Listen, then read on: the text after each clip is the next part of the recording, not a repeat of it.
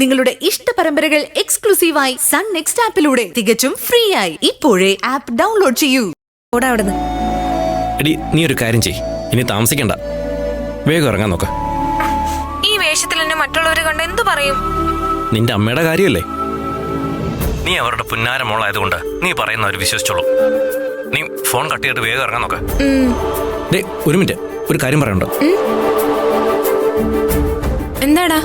നിന്റെ നെറ്റിയിൽ ഒരു പൊട്ടും കൂടി വെച്ചാ നന്നായിരിക്കും. മനുഷ്യനിവിടെ ആദ്യം പിടിച്ച് ചാവാൻ പോവാ, അപ്പോഴവന്റെ ഒരു പൊട്ട്.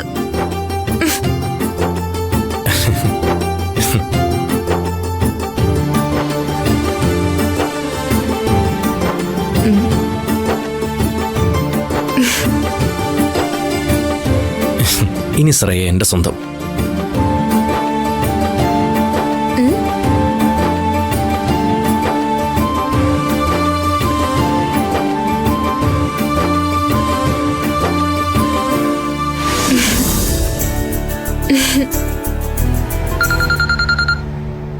ഹലോ, എന്താടി?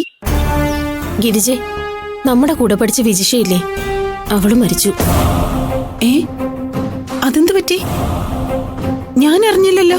ഒരു വൈദ്യരുടെ കയ്യിൽ നിന്നെന്തോ മരുന്ന് വാങ്ങി കഴിച്ചതാ. വല്ല വ്യാജ വൈദ്യന്മാരുടെ ആയിരിക്കും. അല്ല, അദ്ദേഹം വലിയൊരു സിദ്ധനാ, എനിക്കറിയാവുന്ന ആളാ. പക്ഷേ ഇതൊരു അബദ്ധം പറ്റിയതാ. വിജിഷ പത്യം തെറ്റിച്ചു. അല്ല, എവിടെയുള്ള ആളാ ഈ വൈദ്യൻ?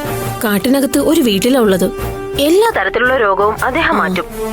പക്ഷേ ഒരു കുഴപ്പമുണ്ട്, അദ്ദേഹം പറയുന്ന രീതിയിൽ മരുന്ന് കഴിച്ചില്ലെങ്കിൽ മരണം ഉറപ്പാ.